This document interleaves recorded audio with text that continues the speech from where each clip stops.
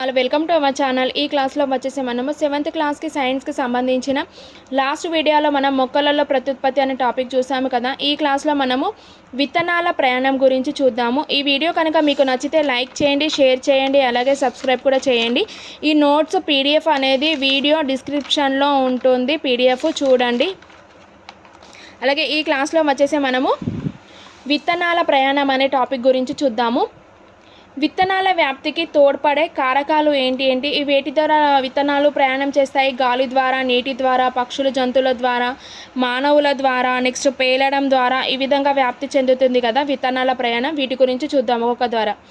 Next విత్తనాల వ్యాప్తికి తోడ్పడే కారకాలు ఏంటి అంటే గాలి ద్వారా వ్యాప్తి చెందేవి ఏంటి? జిల్లేడు, డెండ్రాలియన్, నెక్స్ట్ గడ్డి, చామంతి మొక్కలు గాలి ద్వారా వ్యాప్తి చెందుతాయి. అంటే ఆర్కిడ్ మొక్కలు విత్తనాలకు గాలిలో నిండిన సంచుల వంటివి ఉంటాయి.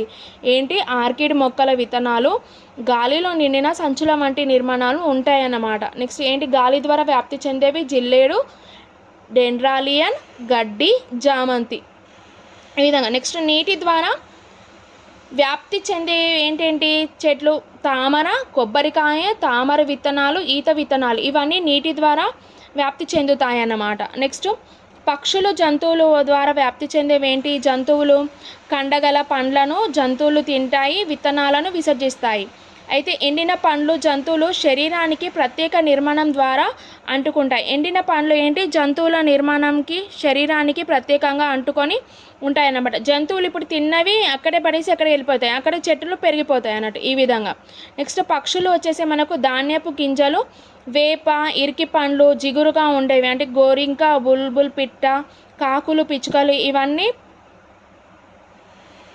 పక్షుల ద్వారా వ్యాప్తి చెందేవి. నెక్స్ట్ జంతువులు వచ్చేసి తేలకొండి, దోస, సోర, గడ్డి, చామంతి, చింత చెట్లు ఈ విధంగా జంతువుల ద్వారా వ్యాప్తి చెందేవి. తెల్లకొండి, దోస, సోర, గడ్డి, చామంతి, చింత ఇవన్నీ జంతువుల ద్వారా వ్యాప్తి చెందేవి అన్నమాట. నెక్స్ట్ మానవుల ద్వారా వ్యాప్తి చెందేవి ఏంటి? ఐరోపా వర్తకులు మన దేశానికి వచ్చినప్పుడు టమాటా, గోబీ పువ్వు, జామ, పియర్ తీసుకొచ్చారు. అలాగే మన దేశానికి చెందిన చెరుకును ప్రపంచమంతా వ్యాప్తి చేశారు. అలాగే చక్కెర ఉత్పత్తిలో ఎంతగానో ఉపయోగపడుతుంది. చెరుకు అనేది చక్కెర ఉత్పత్తిలో ఎంతగానో ఉపయోగపడుతుంది. మానవుల ద్వారా వచ్చింది ఐరోపా వర్తకులు మన దేశానికి వచ్చినప్పుడు ఫస్ట్ టమాటా, గోబీ పువ్వు, జామ, పియర్ని తీసుకువచ్చారు ఈ విధంగా. నెక్స్ట్ పేలడం ద్వారా వ్యాప్తి చెందేవి ఏంటి?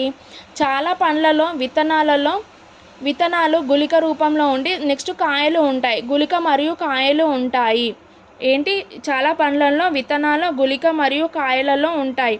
ఎండినప్పుడు గుళిక, కాయ పేలి విత్తనాలు వేగంగా పరిసరాలకి చెల్లాచెదురు అవుతుంది. ఈ ఎండినప్పుడు ఏం చేస్తాయి అని అంటే గుళిక మరియు కాయ అనేవి పేలి విత్తనాలు వేరుగా పరిసరాల్లోకి చెల్లాచెదురు అవుతాయి అన్నమాట. నెక్స్ట్ ఎగ్జాంపుల్ మనకు బెండ, ఆవ, బఠానీ మొక్కలు ఇవి ఎండిపోయిన తర్వాత మనము ఇట్లా ఒత్తితేనే గట్టిగా అవి పేలిపోతాయి. ఈ విధంగా ఆవ మొక్క తన జీవితకాలంలో 10,000కు పైగా గింజలను ఉత్పత్తి చేస్తుంది.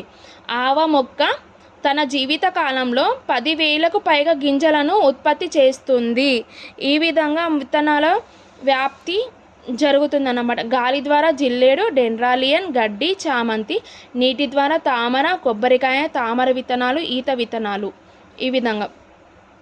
నెక్స్ట్ మానవుల ద్వారా వచ్చేసింది టమాటా, గోబీ పువ్వు, జామ, పియర్ను తీసుకువచ్చారు. మన దేశానికి చెందింది అంటే చక్కెరకి చెరుకు అనేది మస్తు ఉత్పత్తి చేశారు. ప్రపంచమంతా వ్యాప్తి చెందింది. ఇది చక్కెర ఉత్పత్తికి ఉపయోగపడుతుంది.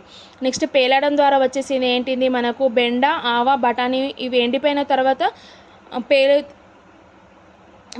మనం పలగొడితే దాంట్లో నుంచి విత్తనాలు వస్తాయి కదా. ఈ విధంగా పేలడం ద్వారా వ్యాప్తి చెందే విత్తనాలు అంటే బెండ, ఆవ, బఠానీ మొక్క. ఆవ మొక్క అంటే ఆవాలు అంటారు కదా, ఆవాలు మొక్క తన జీవిత కాలంలో 10,000కు పైగా గింజలను ఉత్పత్తి చేస్తుంది.